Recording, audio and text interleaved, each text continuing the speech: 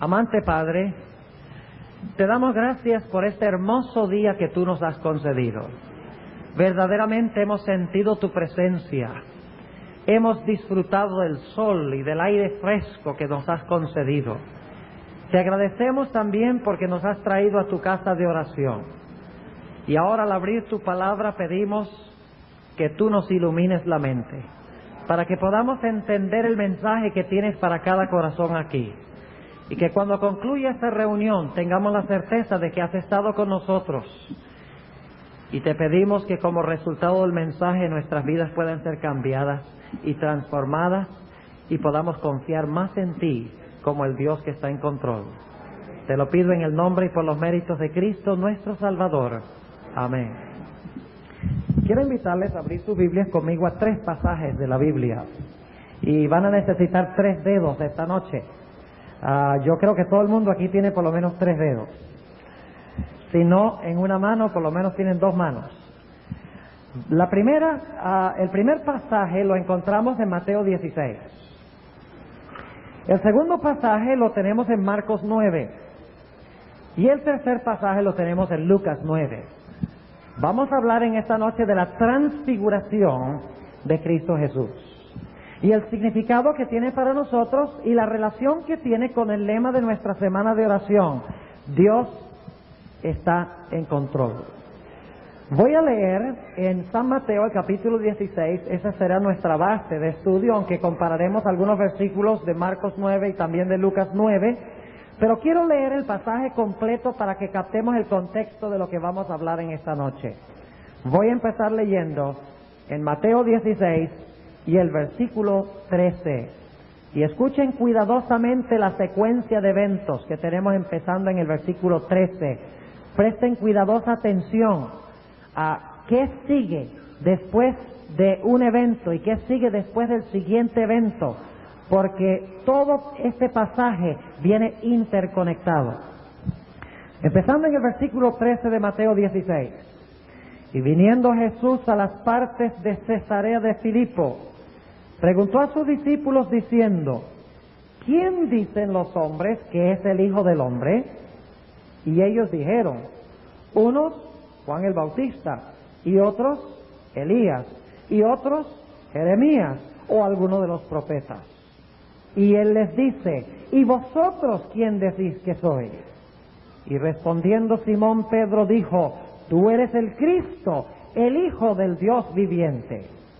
Entonces respondiendo Jesús le dijo: bienaventurado eres Simón, hijo de Jonás, porque no te lo reveló carne ni sangre, mas mi Padre que está en los cielos. Mas yo también te digo que tú eres Pedro, y sobre esta piedra edificaré mi iglesia, y las puertas del infierno no prevalecerán contra ella. Y a ti daré las llaves del reino de los cielos, y todo lo que ligares en la tierra será ligado en los cielos, y todo lo que desatares en la tierra será desatado en los cielos. Entonces mandó a sus discípulos que a nadie dijesen que él era Jesús el Cristo. Desde aquel tiempo comenzó Jesús a declarar a sus discípulos que le convenía ir a Jerusalén y padecer mucho de los ancianos y de los príncipes de los sacerdotes y de los escribas, y ser muerto y resucitar al tercer día. Y Pedro, tomándolo aparte, comenzó a reprenderle, diciendo: Señor, ten compasión de ti, en ninguna manera esto te acontezca.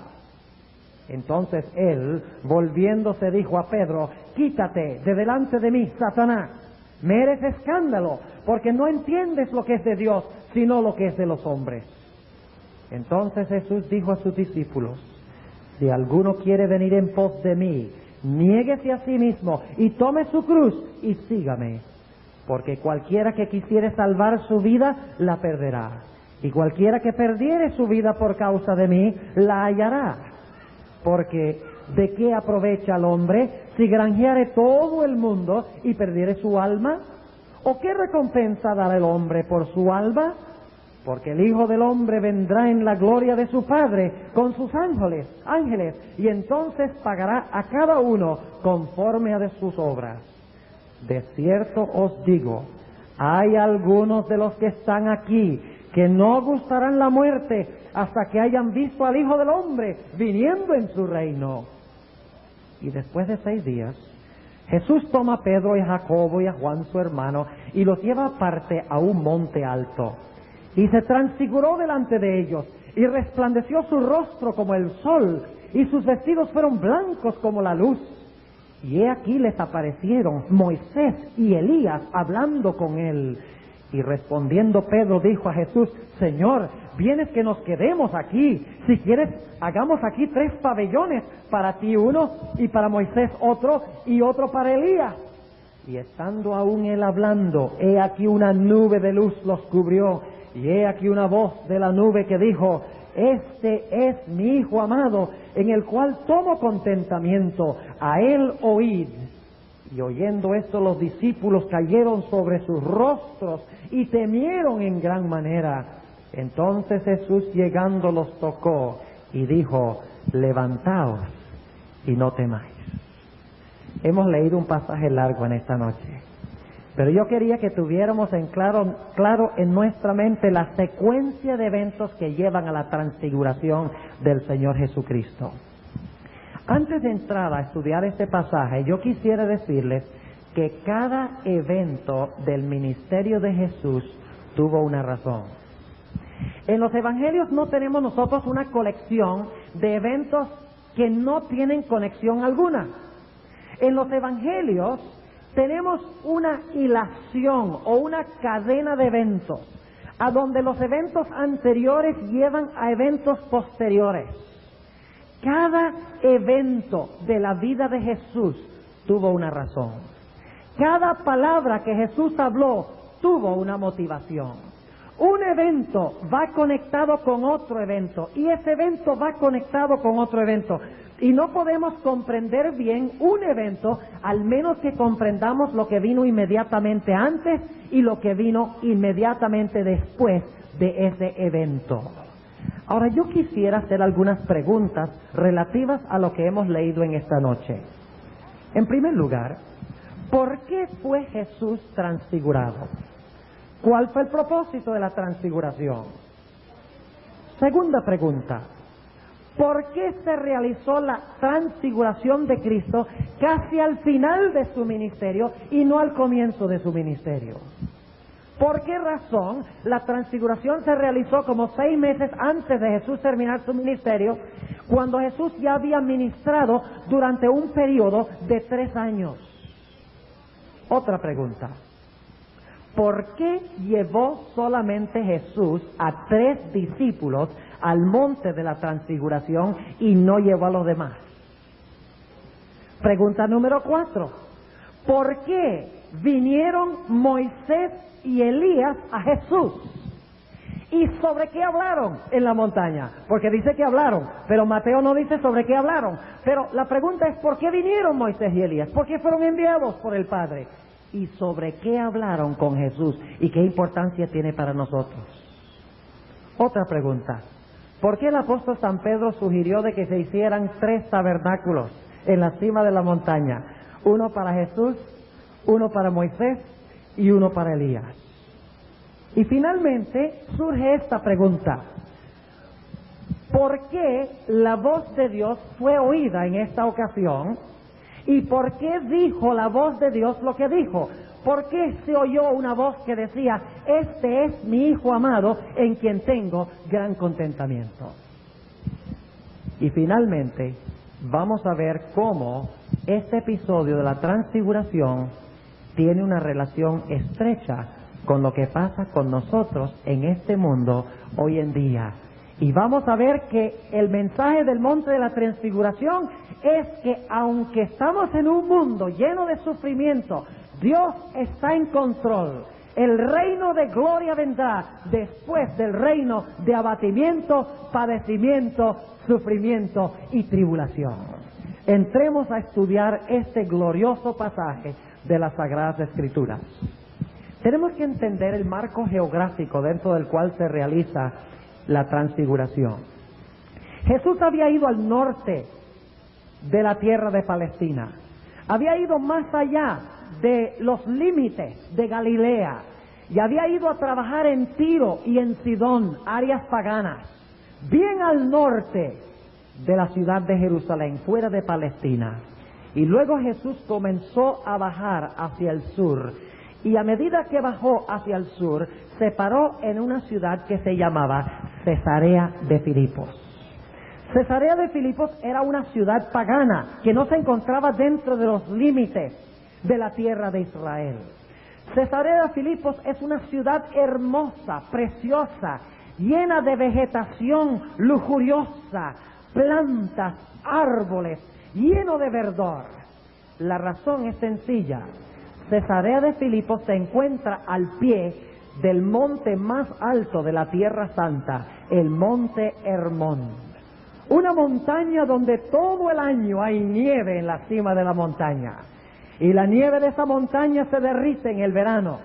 Y empieza a bajar el agua de la nieve que se derrite. Y se forman allí las aguas turbulentas del río Jordán, que luego bajan por el monte Hermón, forman el río Jordán, que baja por Galilea, entra al mar de Galilea, sale al sur del mar de Galilea y termina en el famoso Mar Muerto. Así que Jesús se encontraba con sus discípulos en Cesarea de Filipos, observando este paisaje fantástico, el majestuoso monte Hermón enfrente de ellos, y posiblemente viendo las turbulentas aguas del río Jordán que bajaban por el monte Hermón y se dirigían hacia el mar de Galilea.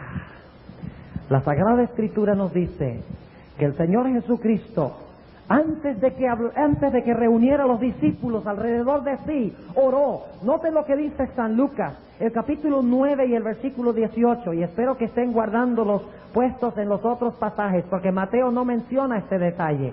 Dice en San Lucas el capítulo 9 y el versículo 18 lo siguiente, antes de que Pedro diera su tremenda confesión de quién era Cristo.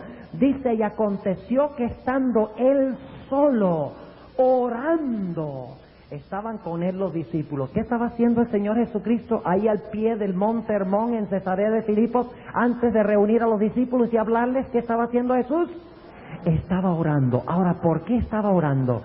Dice la sierva de Dios en el deseado de todas las gentes que Jesús estaba por revelarle a los discípulos una de las verdades más extraordinarias y más inquietantes de su ministerio. Estaba a punto de revelarles que era necesario que fuera a Jerusalén, que fuera ultrajado por los ancianos, por los escribas y por los fariseos, y que era necesario que muriera en Jerusalén. Y dice la sierva de Dios que Jesús se arrodilló en agonía solo para orar al Padre de que le ayudara a revelar de una forma clara a los discípulos qué iba a pasar, para que no se desanimaran, para que ellos pudieran resistir y soportar lo que Jesús les iba a decir. Después de la oración, Jesús reunió a sus discípulos a su alrededor y les hizo dos preguntas. La primera pregunta que les hizo Jesús, como para romper el hielo, fue: ¿quiénes están diciendo los hombres que soy yo? Inmediatamente los discípulos dijeron: bueno, según lo que nosotros hemos oído, según los chismes que oímos por ahí, tú posiblemente eres Elías. Otros dicen que posiblemente tú eres Jeremías. Otros dicen que tú posiblemente eres Juan el Bautista. Otros dicen inclusive que tú puedes ser alguno de los otros profetas. Y ahora Jesús tenía a los discípulos donde quería que estuvieran. Les dirigió una pregunta personal. Les dijo: ¿y ustedes quién dicen que soy yo? Dice la sierva de Dios en el libro Deseado de todas las gentes que Jesús quería que la confesión saliera de sus propios labios, para que ellos pudieran ser fortalecidos por sus propias palabras cuando vinieran las pruebas del Señor Jesucristo. Ustedes saben que cuando nosotros decimos algo con nuestros propios labios, nos afianza y es muy difícil después retractarlo, ¿no es verdad? Por eso Jesús quería que los discípulos dijeran quién era Él, para que más adelante recordaran la confesión y se afianzaran en su fe de que Jesús era el Mesías, el enviado de Dios. Y por lo tanto Pedro, quien siempre tenía la lengua en cuarta, antes de poner su cerebro en primera, hizo la confesión. Pero esta vez no era Pedro el que estaba hablando. Esta vez era ¿quién? Leámoslo. San Mateo el capítulo 16. San Mateo el capítulo 16. Y vamos a notar empezando en el versículo 16. Y respondiendo Simón Pedro dijo: tú eres el Cristo, el Hijo del Dios viviente. ¡Qué tremenda confesión! Pedro no sabía lo que estaba diciendo. Le fue revelado directamente por el Espíritu de Dios, porque Pedro no sabía lo que estaba diciendo. Y lo veremos dentro de unos momentos. Pero era necesario que él lo confesara, inspirado por el Espíritu Santo, y que los otros discípulos escucharan la confesión para fortalecer su fe cuando viniera la prueba futura de la cual les iba a hablar el Señor Jesucristo. Y noten lo que dice Jesús en el versículo 17.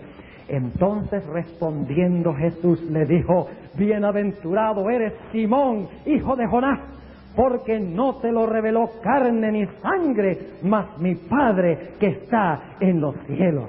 Y luego dice Jesús: mas yo también te digo que tú eres Pedro. La palabra Pedro allí es Petros, que significa una piedrecita inestable que se mueve de aquí para allá. No significa una roca, significa una piedrecilla. Dice: yo te digo que tú eres Petros, que tú eres Pedro. Y luego dice: y sobre esta piedra edificaré mi iglesia, y las puertas del infierno no prevalecerán contra ella. Jesús no estaba diciendo que que la iglesia iba a ser edificada sobre Pedro, porque las puertas del infierno prevalecieron contra Pedro muy pronto, como nos vamos a dar cuenta. Jesús estaba diciendo: tú eres Pedro, tú eres una roca o una piedra inestable, movible, pero sobre esta roca, tú eres Pedro, sobre esta roca yo voy a edificar mi iglesia. Y las puertas del infierno no prevalecerán contra ella, porque estará edificada sobre mí. Y yo soy el Mesías, yo soy el Cristo, el Hijo del Dios viviente. Pedro se sintió muy bien. Dijo: ve, está cuadrando exactamente como nosotros pensábamos. Acaba de confesar que es el Mesías, porque la palabra Christos significa Mesías. Y por lo tanto Pedro piensa, dice, junto con los otros discípulos: ve, este es el Mesías. Pero había un problema. Ellos tenían el concepto de que el Mesías iba a derrocar a los romanos, iba a destruir el imperio, iba a matar a todos los enemigos de Israel y se iba a sentar en el trono de Jerusalén. Y los 12 discípulos iban a sentarse en tronos con Jesús. Iban a gobernar sobre las naciones. Por lo tanto, cuando Jesús dijo: bienaventurado Pedro, hiciste una buena confesión de que yo soy el Mesías, Pedro dijo: ah, qué bueno, este es el hombre que esperamos que ocupe el trono, este es el Mesías, este es el que va a gobernar, este es el que va a tomar el cetro, el trono de gloria, este es el que va a subyugar a los odiados romanos, a todos los odiados, y va a exaltar a Israel a las nubes como su reino sobre la tierra. Pero luego Jesús tuvo que revelar la verdad a sus discípulos.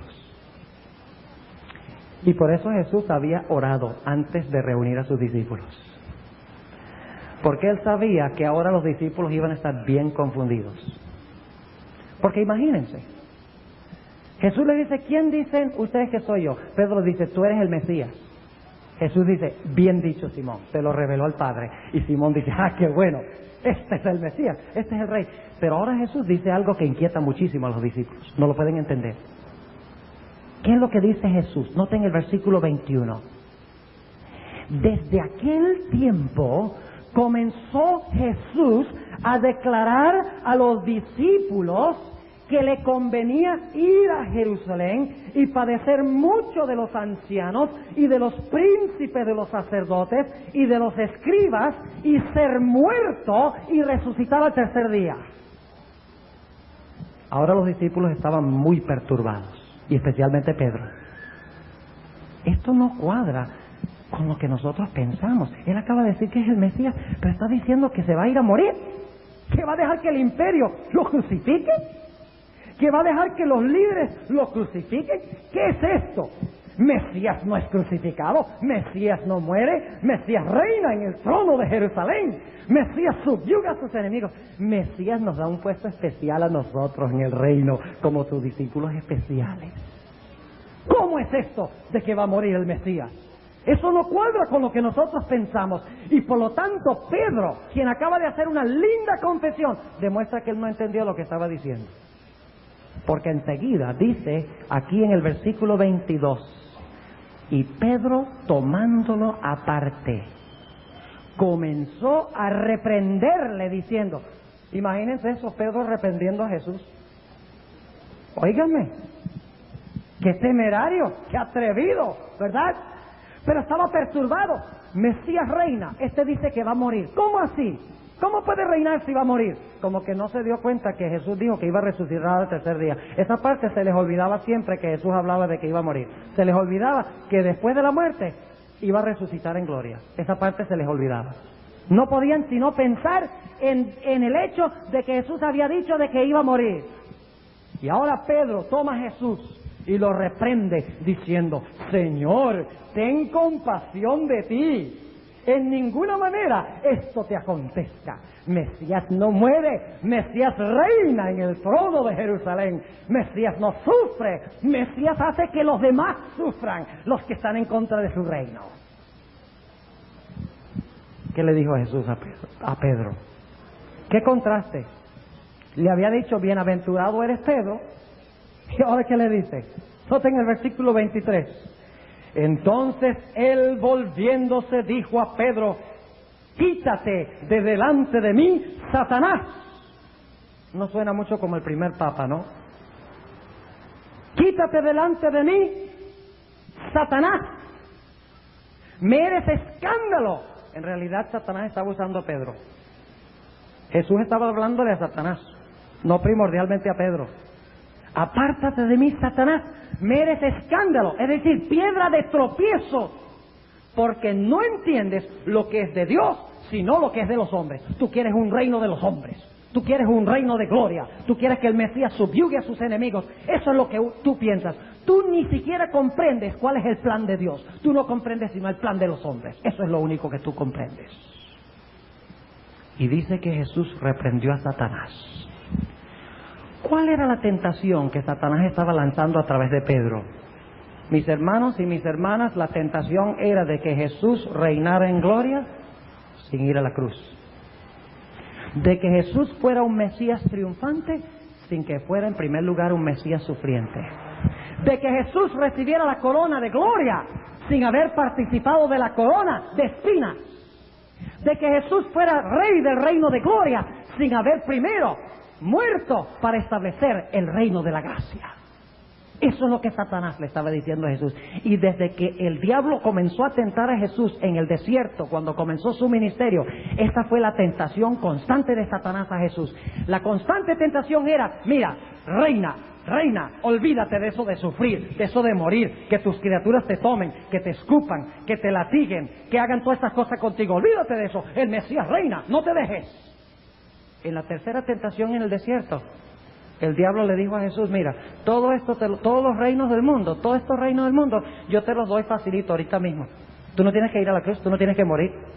Te los doy ahora, sin que te coloques en manos de tus criaturas para que te ultrajen, sin que te escupan en el rostro, sin que te pongan clavos en las manos y en los pies, sin que te atraviesen el costado, sin que te den golpes en la espalda hasta que se te vean los huesos. Tú no tienes que pasar por nada de eso, tú no tienes que sufrir. Yo te doy el reino ahora facilito, sencillamente arrodíllate y adórame un momento. Estaba diciendo, no vayas a la cruz, no sufras, Mesías no sufre, Mesías reina.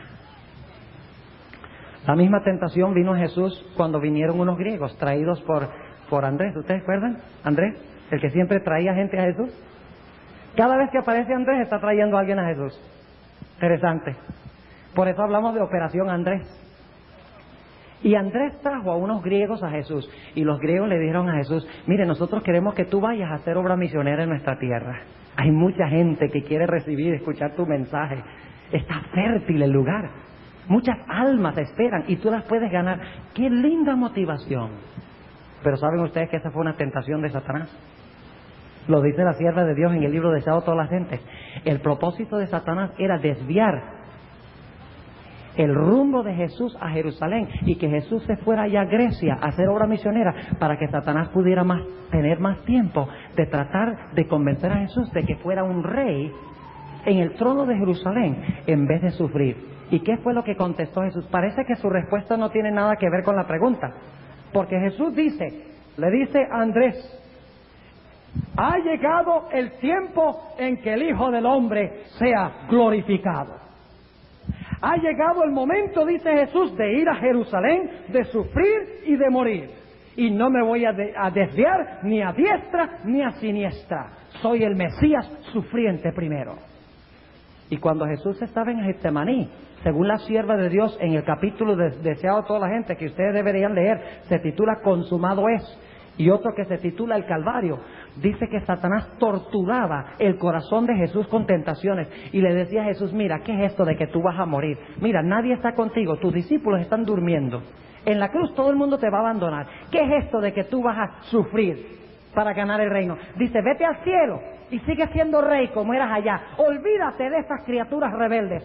Ten el trono de gloria sin necesidad de sufrir y de morir. Inclusive cuando Jesús estaba en la cruz, Satanás usó a la turba, a las muchedumbres al pie de la cruz. Inclusive la hermana White dice que habían demonios presentes en persona, disfrazados de seres humanos, que estaban diciendo: mire, a otro salvó, él no se puede salvar a sí mismo. Si tú eres en realidad el que pretendía ser, bájate la cruz. La tentación de Satanás era que Jesús se bajara de la cruz y le diera una paliza a aquellas personas que se encontraban al pie de la cruz, que lo estaban ultrajando. Que gobernara como el Rey de Reyes, que se desquitara de la gente y que no muriera para recuperar el reino perdido. La tentación constante de Jesús era de que Él ocupara el trono de gloria sin el trono del sufrimiento, de que recibiera la corona de gloria sin la corona de espinas primero, de que es fácil entrar al reino de gloria sin haber participado del reino del padecimiento, del sacrificio y del sufrimiento. Ahora el Señor Jesucristo con los discípulos empiezan a avanzar hacia el sur. Estaban en Cesarea de Filipos, empiezan a avanzar por la costa occidental del mar de Galilea. Y los discípulos dicen: ay, ay, ay, esta es una mala señal. Vamos hacia Jerusalén. Y dice la sierva de Dios en el libro Deseado a todas las gentes que estaban callados, Jesús caminando adelante y los discípulos caminando atrás. Nadie se atrevía a preguntarle nada a Jesús. Todo estaba en rotundo silencio, pero los rostros de los discípulos mostraban profunda preocupación. Estaban confundidos y todo el tiempo casi no podían dormir. Estaban diciendo: ¿cómo es que Él es el Mesías? Bienaventurado Simón, Él es el Mesías. Pero ¿qué es eso de que va a Jerusalén a morir? El Mesías no muere, el Mesías reina, el Mesías no sufre, el Mesías lo que hace es subyugar a sus enemigos. No entendemos. Y al avanzar hacia Jerusalén se preocupaban más y más, porque Jesús había dicho que era necesario ir a Jerusalén y sufrir y ser ultrajado y morir en Jerusalén. Pasaron 6 días. Y saben ustedes un detalle interesante, lo leímos en Mateo el capítulo 16, dice que pasaron 6 días entre el tiempo cuando Pedro hizo la confesión y el tiempo cuando subieron al monte de la transfiguración. ¿Saben algo interesante? En todos los evangelios, en los sinópticos, Mateo, Marcos y Lucas, solo hay una vez que se expresa un intervalo entre un evento y otro. O sea, solo una vez en los evangelios se dice: pasaron tantos días entre esto y eso. Y esta es la ocasión. Dice la Biblia claramente que habían viajado por 6 días. 6 días después de la confesión de Pedro. Los discípulos durante esos 6 días habían sufrido, habían agonizado, estaban perplejos, no entendían. Y a medida que iban avanzando hacia Jerusalén se preocupaban más y más, porque Jesús había hablado de la necesidad que tenía de sufrir. Finalmente llegaron, después de 6 días, al monte Tabor, que queda en la esquina sudoccidental del mar de Galilea. El Señor Jesucristo le dijo: Pedro, Santiago, y Juan, vengan conmigo. Y los reunió. Y empezó a subir el monte Tabor. El monte Tabor tiene 1843 pies de alto, no es una montañita, no es un cerro. 1843 pies es bastante alto y es una montaña bien escarpada. Y por lo tanto, Pedro, Santiago y Juan, obedeciendo la voz de su maestro, como sabían que siempre debían hacer, empiezan a subir la escarpada montaña junto con el Señor Jesucristo. Llega el atardecer y el anochecer y están todavía subiendo, y cuando llegan a la cima de la montaña, los discípulos están completamente agotados. El Señor Jesucristo, según nos dice en el Evangelio según San Lucas y también en el Evangelio según San Mateo, oró a su Padre para que su Padre le explicara por lo menos hasta donde fuera posible a sus discípulos la razón por la cual ellos estaban perplejos. Que el Padre le diera una demostración a los discípulos en cuanto a lo que iba a suceder en Jerusalén, para que ellos pudieran tener esperanza y para que pudieran tener seguridad. Ahora yo quiero leer San Mateo 16, 28. Es un texto que parece que los discípulos ni siquiera oyeron a Jesús decir. Estaban tan perplejos en cuanto a la muerte de Jesús que ellos como que ni siquiera se dieron cuenta de que Jesús estaba diciendo esto. Noten el versículo 28 de Mateo, el capítulo 16. De cierto os digo, hay algunos de los que están aquí. ¿Quiénes eran los que estaban allí? Antes de subir a la montaña, ¿quiénes eran los que estaban ahí? Los discípulos. Jesús dice, hay algunos de los que están aquí que no gustarán la muerte hasta que hayan visto al Hijo del Hombre viniendo en su reino. ¿Y saben algo? ¿Cuántos han oído hablar de Albert Schweitzer, el famoso filántropo que sirvió en el África como misionero? Ustedes han oído, algunos han oído hablar de Albert Schweitzer. ¿Sabe lo que dijo Albert Schweitzer? Él dijo que Jesús tenía la intención de establecer el reino, pero que el reino nunca vino. Que Jesús era un Mesías que estaba engañado con la idea de que iba a establecer el reino y nunca se realizó. Se autoengañó a sí mismo, decía Schweitzer. Y usaba este texto, porque este texto dice claramente que había algunos de los discípulos que estaban allí que no iban a morir, no iban a gustar la muerte hasta que vieran a Cristo venir en su gloria. Y ya todos los discípulos están muertos y el reino no ha venido. Tal vez hubiera sido bueno que Schweitzer siguiera leyendo. Noten lo que dice en el capítulo 17. El capítulo 17. Y el versículo 1. Y después de 6 días, Jesús toma a Pedro y a Jacobo y a Juan su hermano y los lleva aparte a un monte alto. Y se transfiguró. Esa no es una buena traducción. En realidad es pasivo. Dice, y fue transfigurado.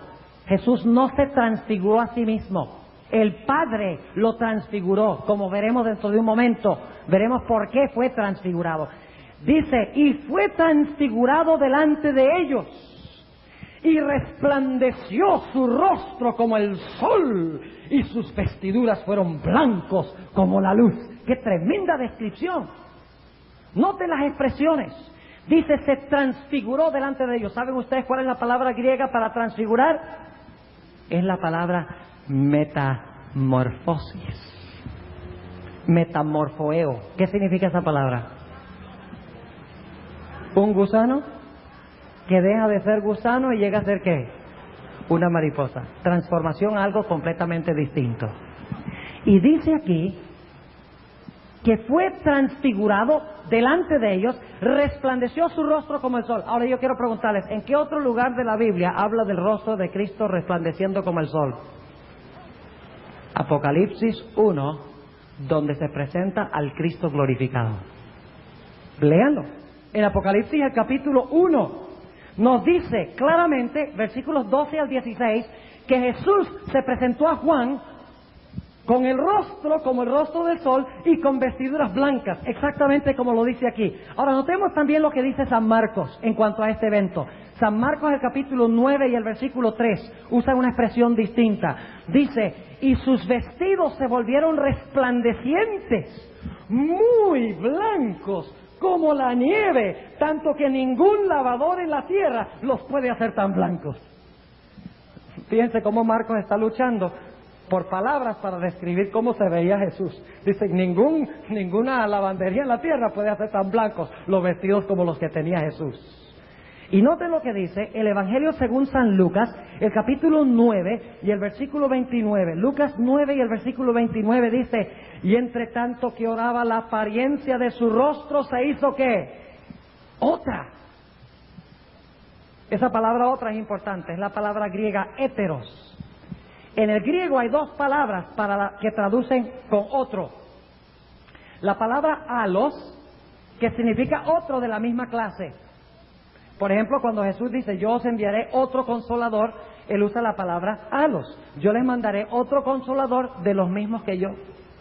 Pero aquí cuando dice que su rostro se volvió como otro, es la palabra héteros, de donde sacamos nuestra palabra heterogéneo, otro de otra clase. O sea que Jesús fue transformado en otro de una clase distinta que lo que era antes.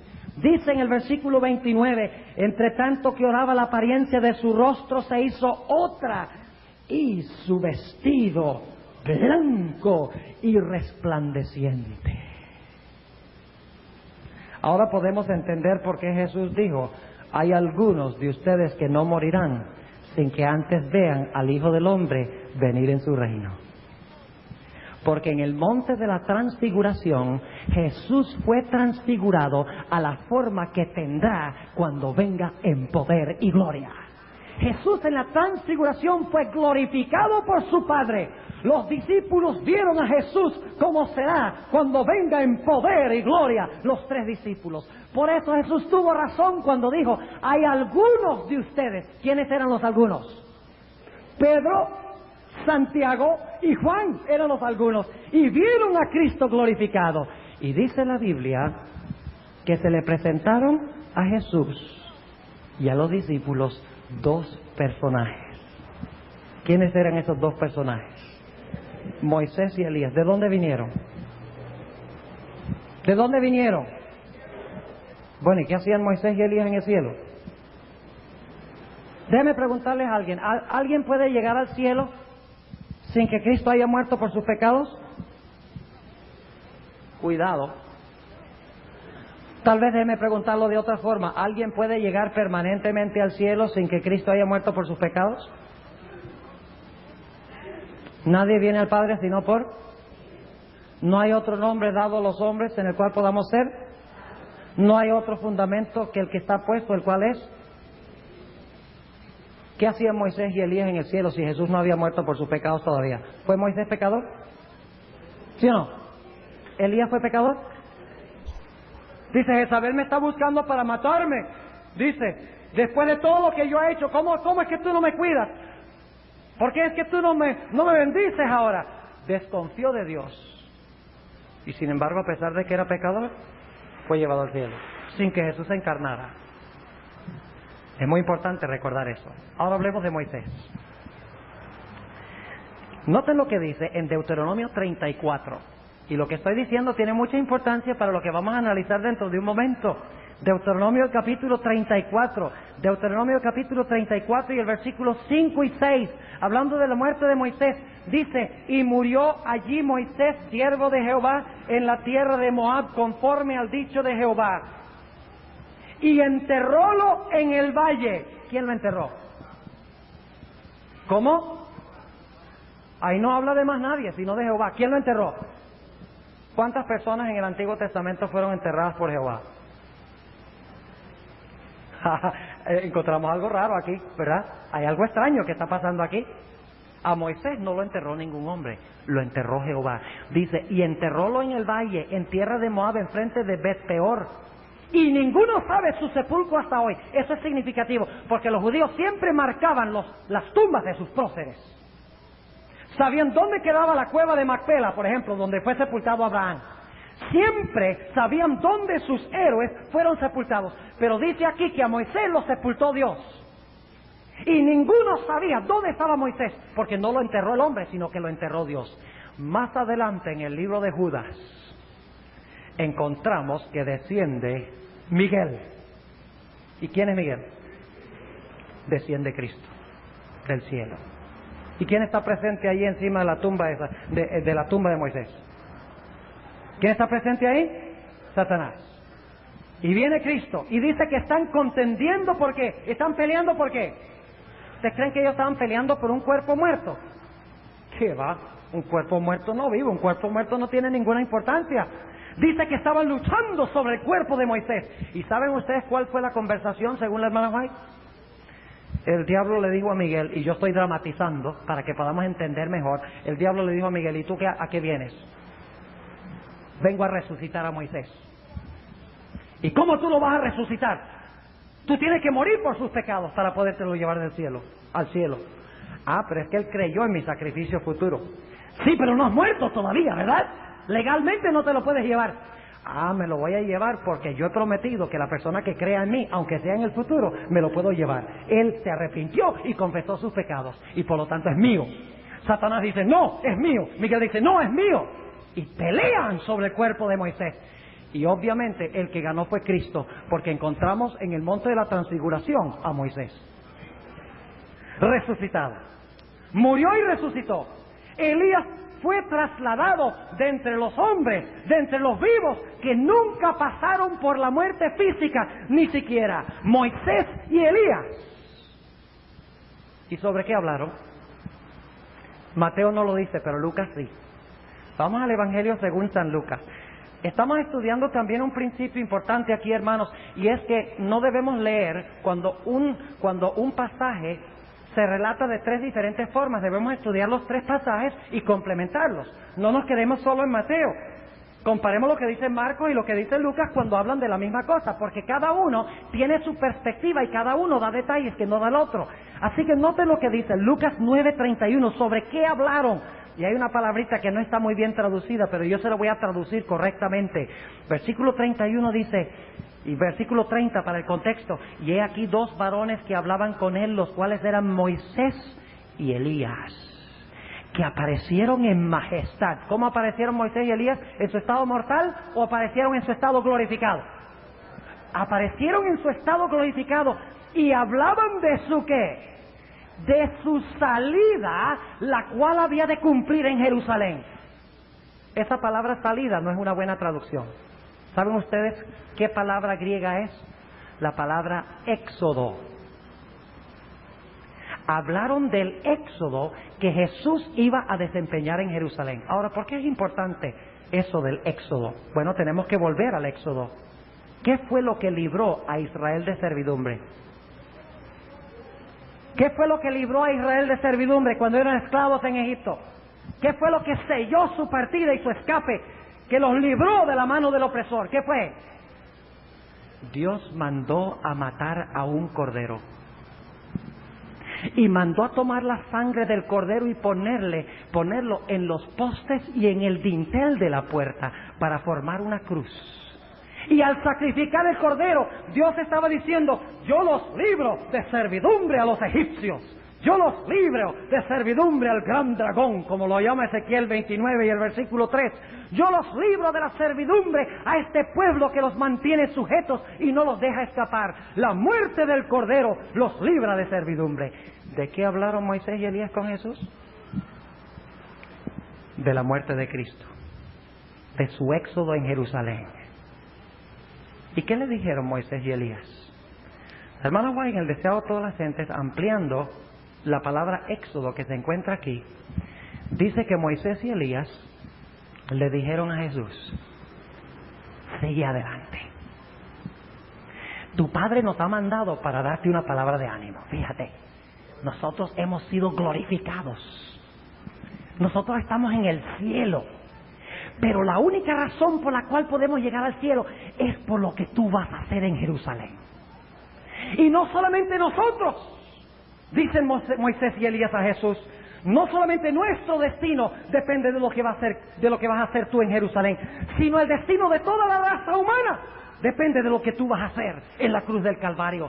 Si tú quieres llevarte a tus hijos, a quienes tanto amas, al cielo, debes ir a Jerusalén y debes morir. Tu Padre nos ha enviado para decirte de que Él está complacido con tu obra y que sigas adelante. Y si vences, si mueres, resucitarás en gloria y estarás con nosotros y salvarás a toda la raza humana. Óigame, la razón por la cual Moisés y Elías descendieron fue para asegurarle a Jesús de que si cumplía su misión sería glorificado y traería a toda la raza humana, los que aceptaran a Cristo como Salvador, al verdadero hogar celestial. Pero había otra razón por la cual Jesús fue transfigurado, y era para animar a los pobres discípulos. No solo para animar a Jesús, sino para animar a los discípulos. ¿En qué estado estaban las mentes de los discípulos, según hemos visto? ¿Estaban cómo? Confundidos. Ellos habían procurado durante esos 6 días devanarse los sesos para tratar de entender cómo es que el Mesías iba a colocarse en manos de los romanos para que lo mataran, en vez de subyugarlo. Porque el concepto que ellos tenían del Mesías es que el Mesías no sufre, el Mesías reina. Nada de sufrimiento primero. Reino de gloria y listo. Ese es el Mesías. Pero luego Jesús le dice, voy a morir. No, no es posible que mueras. Y estaban confundidos. Así que Jesús le pide a su Padre, y por eso oró en el monte de la transfiguración antes de que fuera transfigurado, según la sierva de Dios. Oró a su Padre, le dijo, Padre, mis discípulos están tristes, están confundidos, no entienden. Yo temo que si voy a Jerusalén, así como estoy ahora, después de haberles dado esta noticia, va a ser demasiado fuerte para ellos sobrellevarlo. No van a poder resistir. Padre, muéstrales que más allá de la cruz está la gloria. Y por lo tanto el Padre transfiguró a Jesús, como fue cuando resucitó de los muertos con un cuerpo glorificado, para que los discípulos miraran y dijeran, nosotros no entendemos lo que Él nos dijo en cuanto a morir, pero si el Padre lo glorificó, está en el plan del Padre lo que va a hacer. Aunque no lo comprendamos, vamos a quedarnos con Él, porque la promesa de Dios está con Él. La presencia de Dios se encuentra con Él. Ahora yo pregunto, ¿por qué mandó a Moisés y a Elías? ¿Podría haber mandado ángeles? ¿Sí o no? ¿No le podría haber mandado? ¿No le mandó un ángel en el monte de la tentación después que fue tentado para fortalecerlo? ¿Los ángeles no lo habían acompañado durante todo su ministerio? ¿Sí o no? ¿Por qué no mandó un ángel? ¿Saben por qué? Porque Moisés y Elías fueron 2 guerreros que pasaron por la carrera, por el camino, y vencieron. Moisés pasó 40 años en el desierto con los israelitas, sufriendo el azote de las lenguas de los israelitas durante esos 40 años. Las serpientes, el calor. Fue un hombre que pasó por tribulaciones y dificultades, y le dijo a Jesús, mira, yo pasé por 40 años de tribulación en el desierto, pasé por las serpientes y todo eso, pero mira dónde estoy yo hoy como resultado del sufrimiento y de serle fiel a Dios. Y Elías también le dijo a Jesús, le dijo, mira, yo pasé por tremendas pruebas. Pasé por la prueba de la triple alianza, Acab, Jezabel y los falsos profetas de Baal en contra mía, buscándome para matarme, pero yo fui fiel y yo proclamé el mensaje de Dios. Y fíjate dónde estoy ahora como resultado de estar dispuesto de sufrir. Estoy ahora en gloria. Y por lo tanto le dicen a Jesús, si tú sufres, si tú eres fiel en el sufrimiento, tú también vendrás a este lugar y reinarás en gloria. Ahora hablemos un momentico de la voz. Y lo que dijo la voz. Vamos al Evangelio según San Mateo nuevamente. San Mateo, el capítulo 16. Y analicemos las palabras que se mencionan. Capítulo 17, las palabras que se mencionan. Versículo 5, 17:5. Y estando aún él hablando, he aquí una nube de luz que los cubrió. Y he aquí una voz de la nube que dijo, ¿qué fue lo que dijo la voz? Este es mi Hijo amado, en el cual tomo contentamiento, a Él oíd. Fíjense, hay 3 razones por las cuales Jesús siguió adelante en su ministerio y estuvo dispuesto de seguir a la cruz. Primero, el Padre lo transfiguró. Si el Padre no hubiera estado contento con él, no lo hubiera transfigurado. Segundo, el Padre mandó a Moisés y Elías. Si no estuviera contento con Jesús, no hubiera mandado a Moisés y Elías. Y tercero, el mismo Padre dijo: este es mi Hijo amado en quien tengo gran contentamiento. Qué interesante que el Padre, cuando Jesús comenzó su ministerio, al ser bautizado, dijo: este es mi Hijo amado, hasta aquí estoy contento con él. Y al final de su ministerio, aquí en la transfiguración, el Padre aún sigue diciendo: este es mi Hijo amado, todavía estoy contento con él. Eran palabras de ánimo para que Jesús prosiguiera el camino de la cruz y no se rindiera, pero también era con el propósito de animar a quienes, de animar a los discípulos. Los discípulos iban a decir: bueno, primero Jesús fue transfigurado. Si fue transfigurado, aunque dice que va a morir, tiene que ser el Mesías, porque si no el Padre no lo hubiera hecho. Y luego ven que Moisés y Elías bajan del cielo enviados por el Padre y dicen: si Jesús no fuera el Mesías, Moisés y Elías no hubieran venido a hablar con él para animarlo de que prosiguiera el camino. Y luego entonces, más encima, el Padre habla desde el cielo: si el Padre no estuviera con él, si él no fuera el Mesías, el Padre se hubiera quedado callado. Él tiene que ser el Mesías. No entendemos cómo es que va a morir, pero nos quedamos con él. Y por lo tanto, cuando fueron a Getsemaní, tuvieron la fortaleza para resistir, porque sabían que Dios tenía un plan, que Dios estaba en control. Aunque Jesús estaba sufriendo y padeciendo en Getsemaní, los discípulos dijeron: no entendemos esto, Satanás parece estar en control. Pero recordaron la transfiguración. Más allá de la cruz debe haber algo más. Más allá del sufrimiento debe haber algo más. Nos quedamos con Jesús. Ahora, ¿por qué llevó Jesús solamente a los 3 discípulos? Yo no sé si ustedes han notado, pero cuando Jesús estaba en el huerto del Getsemaní, sudando gotas de sangre, agonizando por el mundo, y ha colocado los pecados de todo el mundo, de toda la historia, sobre sus hombros, el Señor Jesucristo se llevó a los mismos 3 discípulos cerca de donde Él se encontraba. Y fueron los únicos discípulos que oyeron los gemidos de Jesús. Fueron los únicos discípulos que vieron a Jesús sudar gotas de sangre. Fueron los únicos que vieron la terrible agonía y el terrible sufrimiento. Padre, si quieres que pase esta copa de mí, que sea así, pero que no sea hecha mi voluntad, sino la tuya. Oh Padre, estos 3 discípulos vieron los peores momentos de Jesús. Vieron los peores sufrimientos de Jesús. Por eso era necesario darle el ánimo en el monte de la transfiguración. Qué glorioso mensaje nos trae el monte de la transfiguración a nosotros en el siglo XX. El monte de la transfiguración nos trae un mensaje muy importante que Jesús procuró enseñarle a los discípulos vez tras vez, que nosotros olvidamos. A veces cuando nosotros sufrimos, cuando nosotros padecemos, cuando hay riñas en la casa, cuando los familiares nos afligen por lo que nosotros creemos, cuando nos van las cosas mal en el trabajo, en la vida, pensamos que Dios está en contra de nosotros. Pensamos que cuando nos entregamos a Dios todo debe ser facilito, todo debe ser suave. Pero el Señor Jesucristo ha declarado que al igual que Él, nosotros tenemos en primer lugar que estar dispuestos de ser crucificados con la corona de espinas antes de recibir la corona de gloria. Nosotros tenemos que pasar primero por tribulaciones para luego experimentar la paz del reino eterno.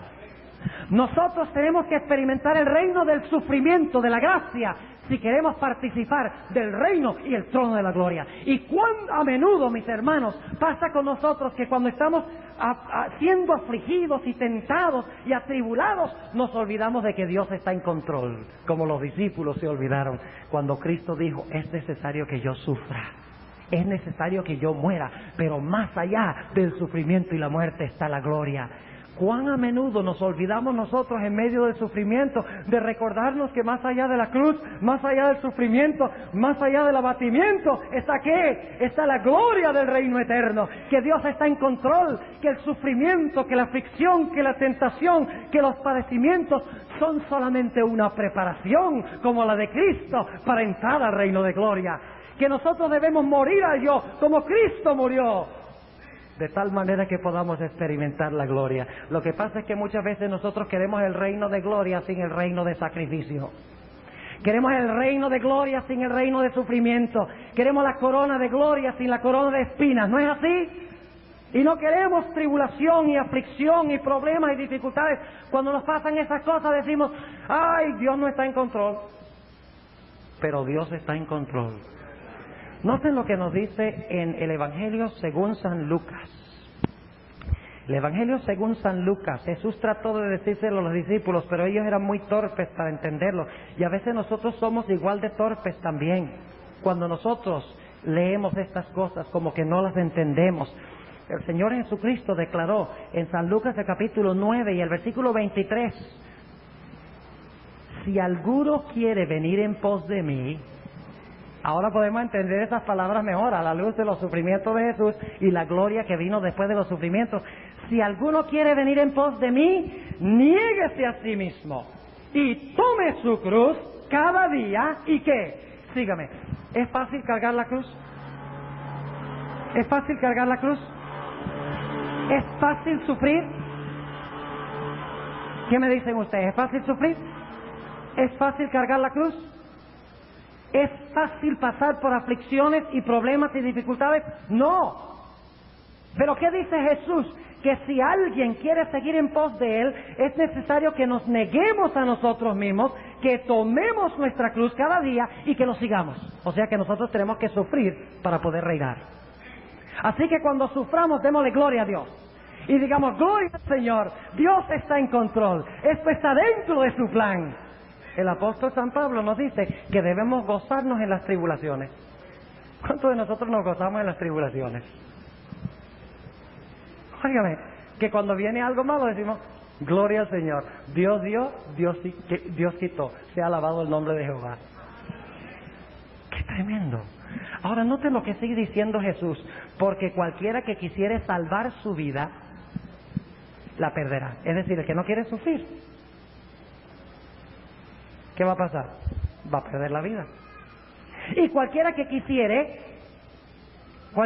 quiera que perdiere su vida por causa de mí, ¿qué? La salvará. Porque ¿qué aprovecha al hombre si granjeare, es decir, si gana todo el mundo y se pierda él a sí mismo o corra peligro de sí? En la ciudad santa hay 12 puertas de perla, ¿verdad? ¿Por qué creen ustedes que son puertas de perla?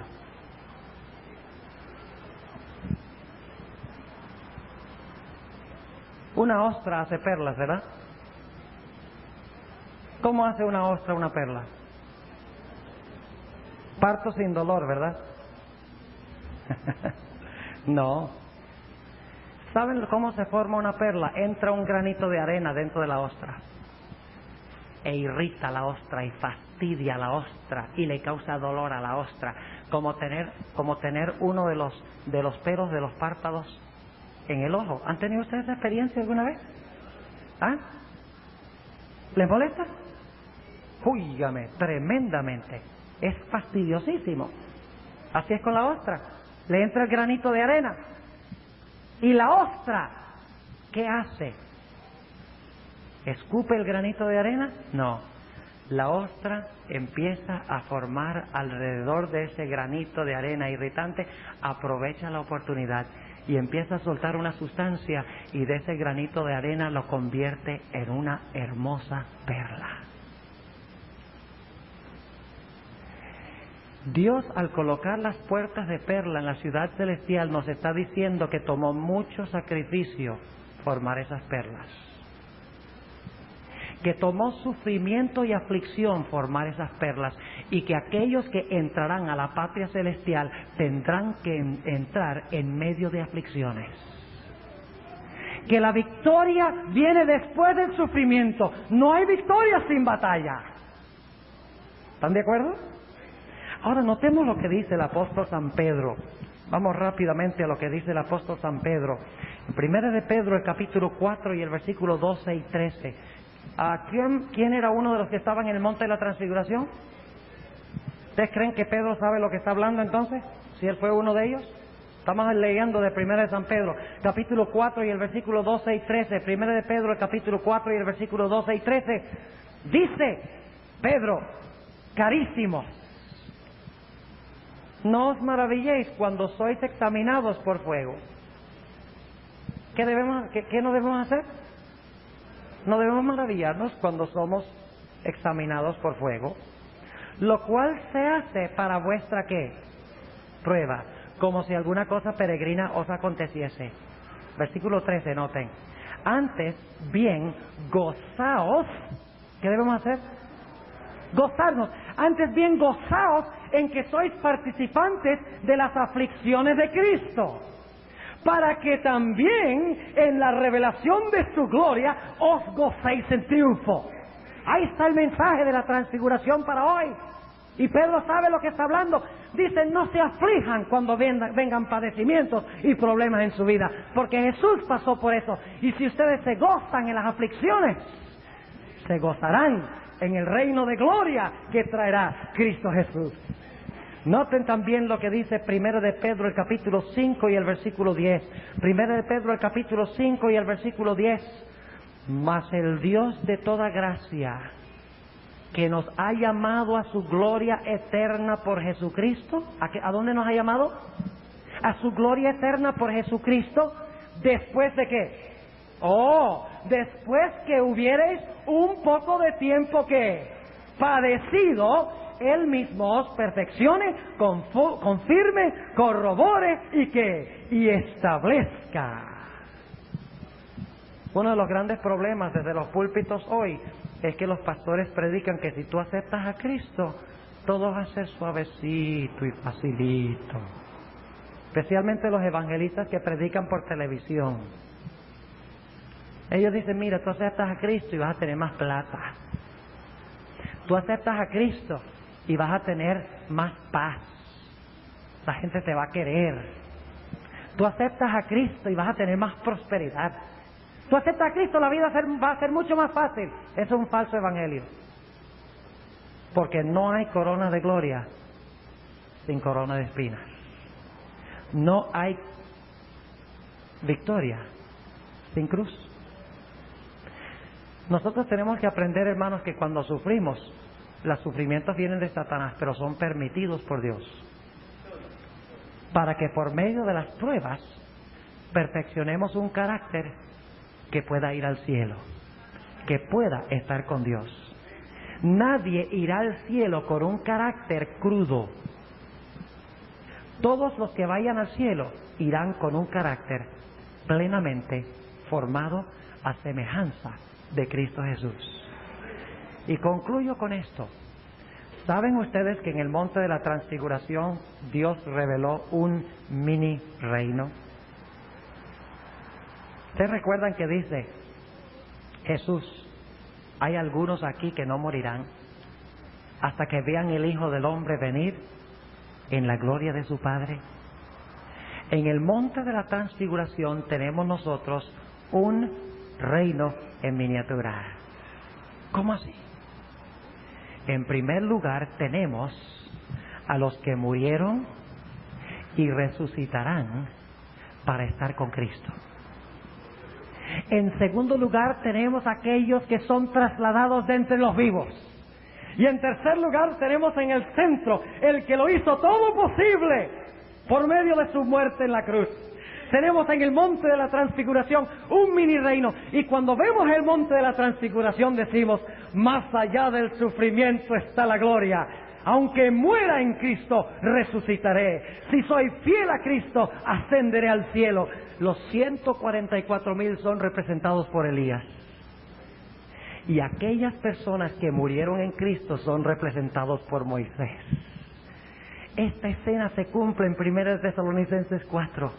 cuando el mismo Señor, con aclamación, con voz de arcángel y con trompeta de Dios, descenderá del cielo, y los muertos en Cristo resucitarán primero. Luego nosotros, los que vivimos, seremos arrebatados juntamente con ellos en las nubes para recibir al Señor en el aire, y así estaremos siempre con el Señor. Oh, mis hermanos, no nos quejemos cuando sufrimos. No nos quejemos cuando somos tentados y cuando somos probados. Satanás es el que nos tienta y nos prueba, pero Dios lo permite para que formemos un carácter a prueba de fuego que no pueda ser sacudido en las peores circunstancias, que podamos hacerle frente a la bestia, a su imagen, al dragón, a la marca y al número de su nombre, y permanecer firmes y encontrarnos ante el trono de Dios el Padre. Gocémonos cuando sufrimos. Recordemos, Dios está en control. No temeré lo que me haga el hombre, no temeré lo que me haga Satanás. Dios está en control. Si sufro, está en su plan que yo sufra. Y no digo que Él es el que me hace sufrir. Él permite que yo sufra para formar un carácter a prueba de fuego. ¿Ustedes creen, hermanos, que después que Job pasó por su prueba, había algo en el mundo que podía sacudirlo en su confianza a Dios? Miren, hermanos, no había nada que podía, pues lo había perdido todo. Perdió casas, dinero, criados, hijos e hijas.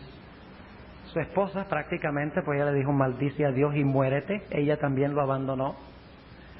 Perdió su salud, era un mísero que tenía que rascarse con una teja, dice la Biblia, y sabemos que Satanás era el que estaba haciendo estas cosas.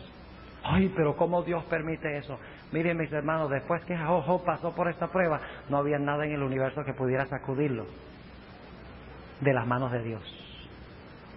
Mientras que si no hubiera padecido, si no hubiera sufrido y hubiera venido una prueba grande, posiblemente hubiera caído. Mis hermanos, el mensaje del monte de la transfiguración es que nosotros con paciencia debemos estar dispuestos de sufrir en Cristo.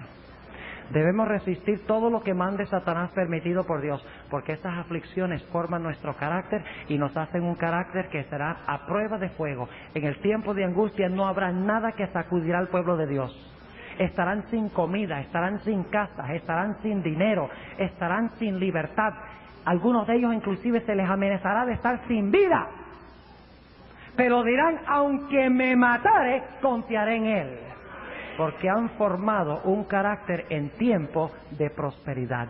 Han dependido de Dios en cada prueba. Han estado dispuestos de sufrir. Y por eso, aunque se sacuda el mundo, aunque caigan los montes, aunque las islas sean tragadas ante sus ojos, aunque los hombres se maten unos a otros, aunque a un lado caigan 10,000 y en el otro lado 1,000, sabrán a ciencia cierta que Dios está en control, que el Dios que sufrió es el Dios que reinó. Y si nosotros seguimos sus pisadas y sufrimos, reinaremos con Él. Como lo dice el apóstol San Pablo, si sufrimos con Él o si padecemos con Él, también reinaremos con Él. Oremos. Nuestro Padre y nuestro Dios, te damos gracias por el testimonio del monte de la transfiguración. ¿Cuántas veces sucede, Señor, que cuando vienen tribulaciones y problemas y dificultades y sufrimientos, pensamos que tú no estás en control? Pensamos que tú has perdido las riendas y nos desanimamos y pecamos. Señor, no queremos hacer más eso. Queremos serte fieles. Te pedimos que nos des fuerza, que nos ayude siempre a recordar que más allá de la cruz está el monte de la transfiguración, que más allá del sufrimiento está la gloria, que como resultado de tener en nuestra cabeza la corona de espinas tendremos algún día la corona de gloria. Oh Señor, ayúdanos a no desanimarnos por ninguna circunstancia de nuestra vida. Ayúdanos a tener fe en Jesús y la fe de Jesús. No permitas que cedamos al poder del maligno. Ayúdanos, Señor, a hacerle frente decidido al enemigo, a vencerlo, para que podamos estar en el reino eterno con Cristo Jesús. Te ruego, Señor, que bendigas en forma especial a aquellas personas en medio de nosotros que todavía hasta este momento no han entregado sus vidas a Jesús. Te ruego por aquellos que están en control de su propia vida. Te ruego que Cristo entre en este momento y tome el timón, tome las riendas y controle sus vidas y dirija sus vidas. Te ruego, Señor, que no permitas hasta donde sea posible en tu poder que ninguno salga de este lugar sin haber experimentado la verdadera conversión, el verdadero quebrantar del corazón ante la majestad de Jesús. Gracias por tu mensaje. Gracias por haber estado con nosotros. Gracias por tus bendiciones. Sabemos que tú escucharás nuestra oración, porque estas cosas te las imploramos y agradecemos en Jesús. Amén.